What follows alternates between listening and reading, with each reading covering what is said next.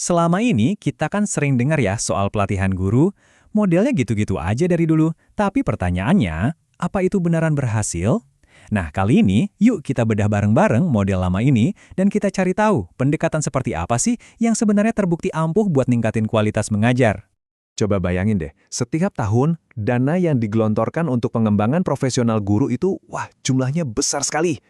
Di seluruh dunia loh, pertanyaan gedenya, uang sebanyak itu, apakah beneran ada hasilnya di kelas? Murid-murid kita ngerasain manfaatnya nggak sih? Oke, kita dalemin lebih lanjut ya soal ini. Oke, pertama-tama kita harus tahu dulu nih, di mana sih letak masalahnya. Nah, ternyata banyak banget program pelatihan guru itu kejebak dalam apa yang disebut para peneliti masalah workshop drive-by. Drive-by ya, kayak mampir sebentar doang. Jadi apa sih workshop drive-by ini? Gampangnya gini, itu loh acara pelatihan yang cuma sekali datang, sendirian, dan seringkali materinya tuh jauh banget dari realita kelas sehari-hari. Tahu kan? Guru datang, duduk, dengerin orang presentasi, terus pulang. Udah gitu aja, selesai. Nah, disinilah letak masalah besarnya. Hampir semua penelitian setuju kalau pendekatan yang sepotong-sepotong kayak gini hampir nggak pernah bikin perubahan yang awet, baik di cara guru mengajar maupun di hasil belajar siswanya. Anehnya, model yang jelas-jelas nggak efektif ini kok ya masih umum banget dipakai. Oke, jadi kalau model yang lama itu nggak works, terus pengembangan profesional, atau kita sebut aja PD ya, biar gampang, yang bagus itu kayak gimana dong? Tenang, untungnya penelitian punya jawaban yang jelas banget soal ini.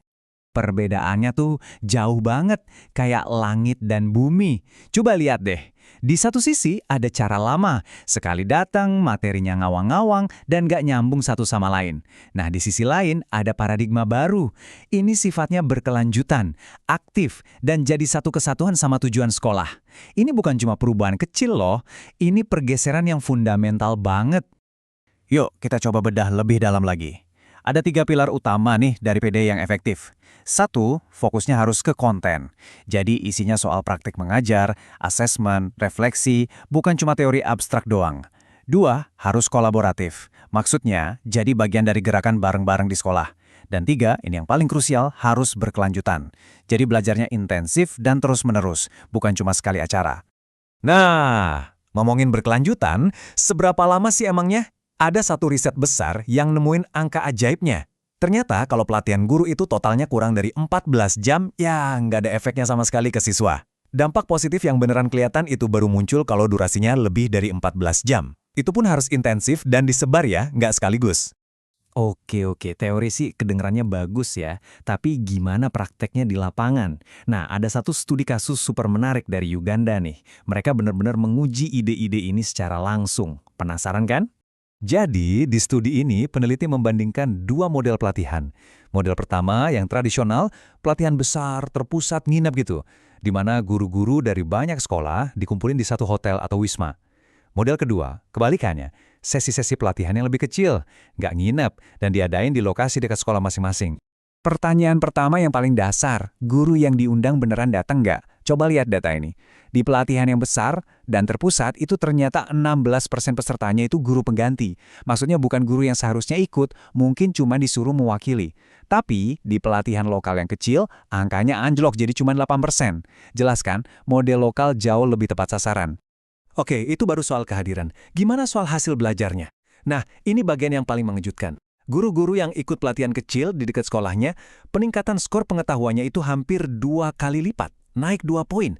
Bandingin sama yang ikut pelatihan besar, naiknya cuma 1,1 poin. Artinya apa? Mereka belajar lebih banyak di sesi yang lebih kecil dan lokal. Dan ini dia, pukulan telaknya. Biaya. Pelatihan besar yang nginep itu, biayanya per guru lebih dari $107. Sementara, pelatihan lokal yang kecil cuma $39. Terasa kan bedanya? Jadi poinnya jelas banget. Model yang lebih kecil dan lokal itu bukan cuma lebih efektif, tapi juga jauh lebih hemat. Jadi kesimpulannya udah nggak bisa dibantah lagi. Pelatihan model lokal yang nggak nginep itu terbukti lebih efektif, baik dari segi kehadiran guru yang tepat maupun dari hasil belajar mereka.